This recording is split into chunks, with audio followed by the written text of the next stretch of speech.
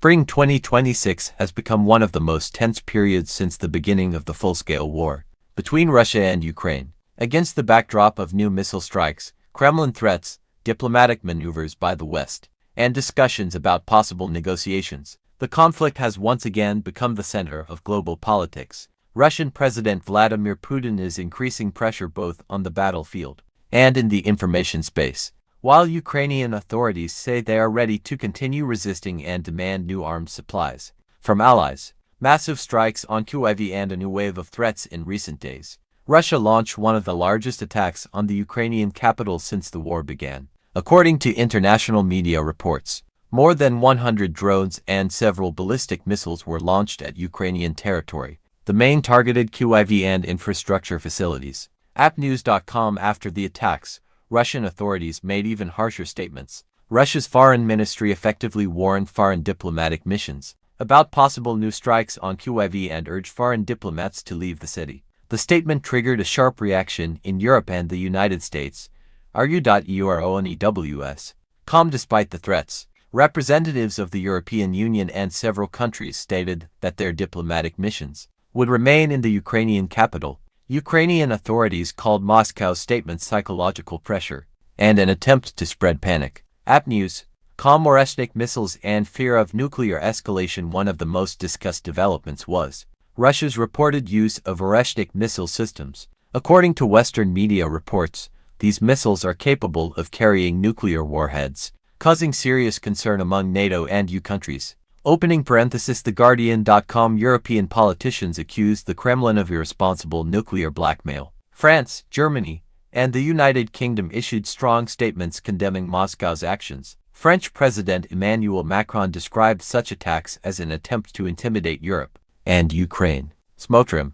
RU experts believe the use of such missiles has not only military but also political significance. The Kremlin is trying to demonstrate readiness for further escalation, while simultaneously increasing pressure on Western countries. In an attempt to push them toward negotiations, Ukraine responds with strikes on Russian infrastructure. Ukraine, in turn, is actively increasing attacks on facilities inside Russian territory. Ukrainian President Volodymyr Zelensky stated that Ukrainian drones are successfully targeting Russian oil refineries and logistics facilities. The Guardian.com. Particular attention has been drawn to strikes on oil infrastructure deep inside Russia. Ukrainian authorities claim these attacks are intended to weaken the Russian economy and reduce the army's ability to finance military operations. TheGuardian.com. In addition, Ukraine continues to actively use long-range drones. According to analysts, attacks on Russian infrastructure are becoming increasingly systematic and painful for Moscow,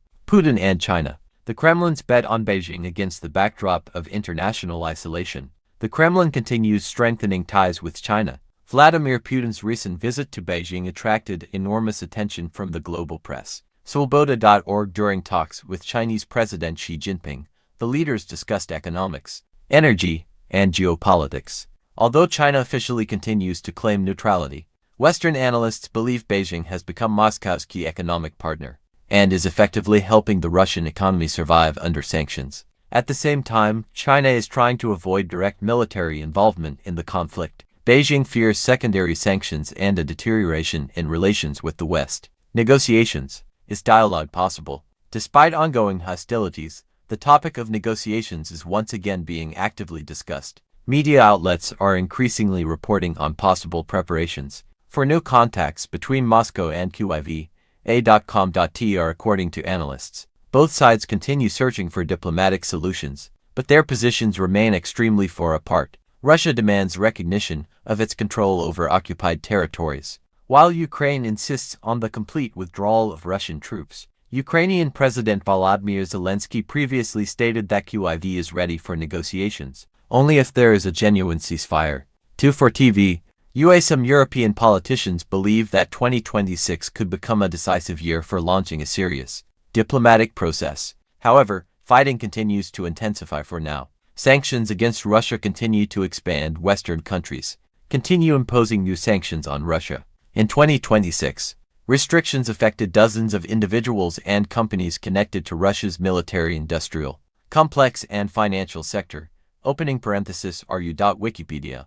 Org sanctions are increasingly damaging the Russian economy. Problems are especially visible in the technology sector, aviation, and banking. However, Russia is attempting to offset losses through trade with China, India, and Middle Eastern countries. Economists note that the Russian economy remains relatively stable for now, thanks to high military spending and raw material exports. But the long-term consequences of sanctions are becoming more serious. Ukraine demands more weapons following the latest massive attacks. QIV once again appealed to Western allies to accelerate deliveries of air defense systems and long-range weapons. Appnews.com. According to Ukrainian authorities, existing air defense systems are no longer sufficient to repel large-scale attacks. There is a particularly acute shortage of American Patriot systems and missiles for them.